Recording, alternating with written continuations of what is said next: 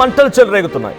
Iran Israel దాడులతో మరోసారి high tension వాతావరణం నెలకొంది. అయితే ఇజ్రాయెల్ పైన డ్రోన్లతో విరుచుకుపడుతోంది ఇరాన్లోని పలు నగరాలపైన ఇజ్రాయెల్ కూడా ఎయిర్ స్ట్రైక్స్ తో భయంకరమైన దాడులు చేస్తోంది. లెబనాన్ పై ఇజ్రాయెల్ దాడులే మళ్ళీ ఈ రెండు దేశాల యుద్ధానికి గల కారణంగా ఇప్పుడు ఈ సిచ్యువేషన్ అర్థమవుతోంది.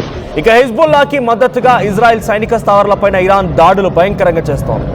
ఇక ఇరాన్కి మద్దతుగా ఇజ్రాయెల్ పై దాడులు చేసింది అటు యెమెన్ హౌతీ రెబల్స్ కూడా ఈ అటాక్ చేస్తూ ఉన్నారు. ఇక ఇస్ఫహాన్, టెహరాన్, తబ్రీజ్ సహా పలు నగరాలపై భారీ పేలుళ్లు సంభవిస్తూ ఉన్నాయి. ఇరాన్ పెట్రోకెమికల్ ఫ్యాక్టరీ, క్షిపణి తయారీ కేంద్రాలపైన ఇజ్రాయెల్ దాడులు చేస్తుంది. దాడులపై నెతన్యాహుపై ట్రంప్ సీరియస్ అయ్యారు. వెంటనే ఆపాలి అంటూ రెండు దేశాలకు కూడా వార్నింగ్ ఇచ్చారు డొనాల్డ్ ట్రంప్.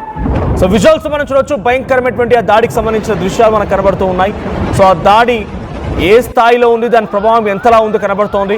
సో ముందుగా ఇజ్రాయెల్ లెబనాన్ లెబనాన్ దేశంలో ఉన్నటువంటి హెజ్బుల్లా ఆ ప్రాంతాలపైన హెజ్బుల్లా వ్యవస్థలపైన దాడి చేయడమే ఈ దాడికి గల అయితే ఈ యుద్ధానికి మరింతగా ఆజ్యం పోసినట్టయింది.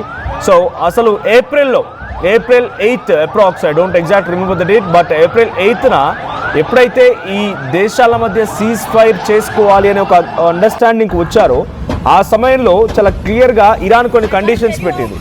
మా ప్రాక్సీ దేశాలపై కూడా దాడి చేస్తే మేము ఊరుకోము, అది కూడా సీజ్ ఫైర్ కిందకే వస్తుందని చెప్పి ఇరాన్ కండిషన్ పెట్టింది. ఆ కండిషన్లో ఏంటి, ప్రాక్సీ దేశాలు అని అంటే యెమెన్, లెబనాన్, సిరియా, ఈ దేశాలని కూడా ఇరాన్కి కొంత మద్దతుగా ఉండే దేశాలు, ఇరాన్ సహాయం తీసుకునే దేశాలు.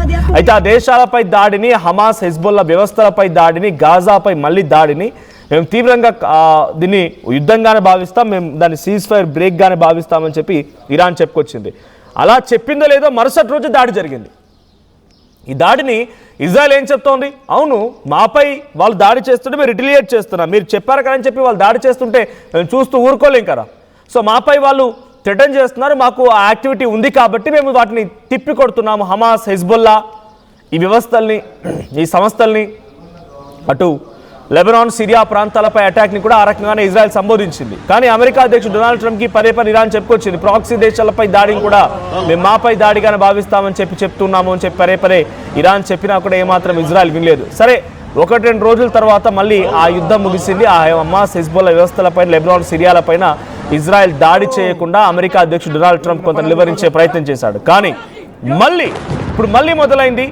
ఇజ్రాయెల్, అటు ఇరాన్, అమెరికా ఈ 3 దేశాల మధ్య యుద్ధం కొంత చర్చల నేపథ్యంలో ఖతార్ వేదికగా జరుగుతున్న చర్చలు కొంత ముందుకు వస్తూ ఉన్నాయి. యుద్ధం ముగించడానికి అన్ని రకాల కండిషన్స్ని ఇరాన్ కూడా యాక్సెప్ట్ చేస్తోంది. కాబట్టి మళ్ళీ హమాస్, హెజ్బుల్లా పైన ఇజ్రాయెల్ దాడి చేసిందా? హమాస్, హెజ్బుల్లా వ్యవస్థలపైన ఇరాన్ కొంచెం సపోర్ట్ ఇస్తుంది. వాళ్ళు డైరెక్ట్గా యుద్ధాన్ని ఆపినా వీళ్ళ చేతి ఎప్పటికీ నాపై అటాక్ చేయిస్తూనే ఉంటారు, సెల్ఫ్ డిఫెన్స్లో భాగంగానే నేను ఇది చేస్తానని చెప్పి ఇజ్రాయెల్ నెతన్యాహు చెప్తూ ఉన్నారు. సో హమాస్, హెజ్బుల్లాల వ్యవస్థలపైన దాడిని, లెబనాన్, సిరియాలో అటాక్స్ని, ఎయిర్ స్ట్రైక్స్ని అటు ఇరాన్ తీవ్రంగా ఖండిస్తోంది. ఈ నేపథ్యంలోనే ఇరాన్ మళ్ళీ ఇజ్రాయెల్ పైన అటాక్ చేసింది. టెల్ అవీవ్ ప్రాంతం, నార్థన్ పార్ట్ ఆఫ్ ఇజ్రాయెల్ ఉత్తర భాగాన భయంకరమైనటువంటి దాడి చేపట్టింది. అయితే ఉత్తర భాగాన అది లెబనాన్కి సమీపంగా ఉన్నటువంటి ప్రాంతం.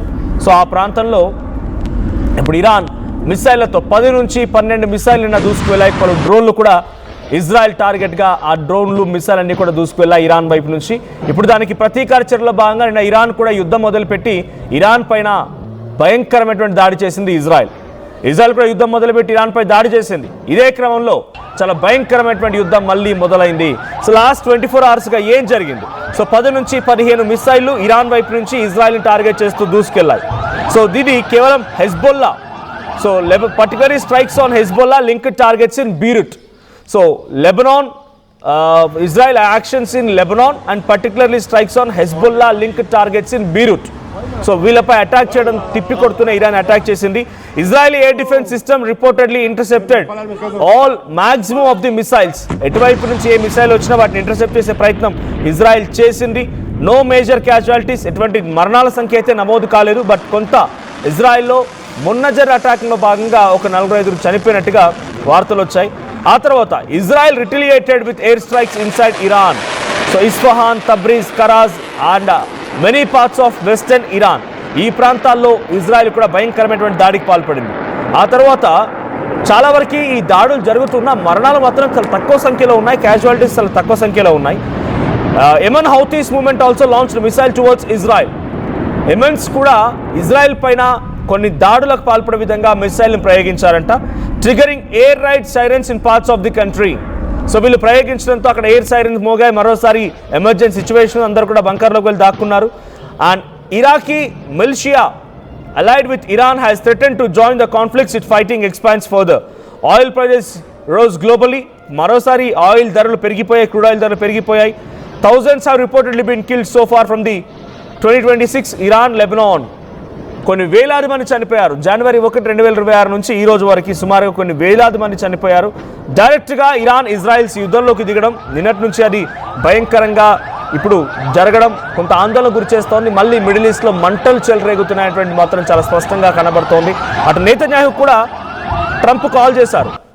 నెతన్యాహుకు కాల్ చేసి యుద్ధాన్ని ఆపేయి, వెంటనే ఈ దాడులు ముగించేయి, లెబనాన్పై దాడులు ఆపేసాయి, సిరియాపై దాడులు ఆపేసాయి, హెజ్బుల్లాని కొట్టడం ఆపేసాయి, హమాస్పై దాడిని ఆపేసాయి. వీటిని నిలువరించగలిగితే యుద్ధాన్ని మనం ఆపగలుగుతాం, లేదంటే ఇది మరింత నెక్స్ట్ లెవెల్గా వెళ్ళే అవకాశం ఉంది. నీపై మళ్ళీ దాడులు చేస్తున్నారు, నా సహాయం కోరుతానంటే నేను వచ్చే ప్రసక్తి లేదంటూ కూడా ఒక రకమైన వార్నింగ్ కూడా ఇచ్చినట్టు తెలుస్తోంది. కానీ నెతన్యాహు మాత్రం నువ్వు చెప్తేనే వినను, నా దేశంపై అటాక్ జరుగుతూ ఉంటే మీరే చెప్తే అది చేయాలా, నా దేశ ప్రజల్ని కాపాడుకోవాల్సిన అవసరం భారత నాకు లేదా అన్నట్టుగా నెతన్యాహు కూడా రిప్లై ఇచ్చారంట. ఇది ఏకంగా డొనాల్డ్ ట్రంప్ తన ట్వీట్లో మెన్షన్ చేశారు. I called Netanyahu on regarding the happenings in middle ఈస్ట్లో జరుగుతున్నటువంటి వాతావరణ విషయంలో మళ్ళీ నేను నెతన్యాహుతో మాట్లాడుకొచ్చాను. I asked him to withdraw his war, అనే యుద్ధాన్ని ఆపివేయమని చెప్పి నేను రిక్వెస్ట్ చేశాను అని చెప్పి కూడా డొనాల్డ్ ట్రంప్ ట్వీట్ చేయడం మనం చూస్తూ ఉన్నాం. సో ఇప్పుడు ఆ ట్వీట్కి కానీ ఆయన ఫోన్ కాల్కి కానీ ఎటువంటి సమాధానం లేదు. నెతన్యాహు వైపు నుంచి ఎటువంటి రియాక్షన్ లేదు. యుద్ధం ఇంకా జరుగుతూనే ఉంది. ఇరాన్పై ఇజ్రాయెల్పై ఇరాన్ దాడులు చేసుకుంటూనే ఉన్నాయి. మధ్యలో యెమెన్స్ కూడా రెడ్ సీ దగ్గర కాపు కాసి ఇజ్రాయెల్ వైపుగా ఒక్క నౌకని వెళ్ళనివ్వకుండా అడ్డుకునే ప్రయత్నం, అమెరికన్ వార్షిప్స్ని సైతం పేల్చేసినటువంటి సాహసం చేసిన యెమెన్స్ ఇప్పుడు ఇరాన్కి మద్దతుగా మళ్ళీ ఇజ్రాయెల్ పైన మిసైళ్ల దాడికి దిగుతూ ఉన్నారు. సో ఇజ్రాయెల్పై దాడి దిగుతోంది, ఇరాన్ ఇజ్రాయెల్పై దాడి దిగుతోంది.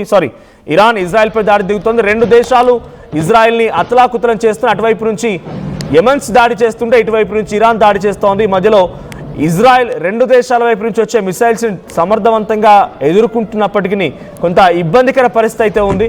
అటు ఇరాన్పై అటాక్ చేయాల్సి వస్తుంది, యెమెన్పై అటాక్ చేయాల్సి వస్తుంది. ఇప్పుడు అమెరికా కూడా ప్రెజెంట్ యాజ్ ఆఫ్ నౌ ఈ 1-2 డేస్ యుద్ధంలో మాత్రం డైరెక్ట్గా ఇజ్రాయెల్కి సపోర్ట్ చేసి మేము ఇరాన్ని మళ్ళీ ఢీ కొడతామనో, ఇరాన్ని అంతమొందిస్తామనో వాళ్ళ ప్రయత్నం అయితే కనిపించట్లేదు.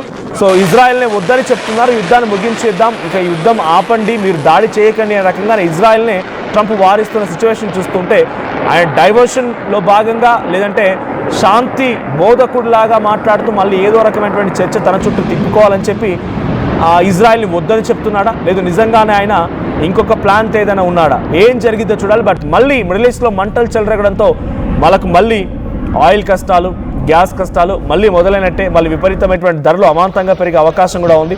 బట్ దీన్ని కంట్రోల్ చేయడంలో ఇండియన్ గవర్నమెంట్స్ ఎలా వ్యవహరిస్తారో చూడాలి. సో ప్రైజెస్ విషయంలో ఇండియన్ గవర్నమెంట్ కొంత చొరవ తీసుకోవాల్సి, లేదంటే యుద్ధం ఇప్పట్లో ఆగేలా కనిపించట్లేదు.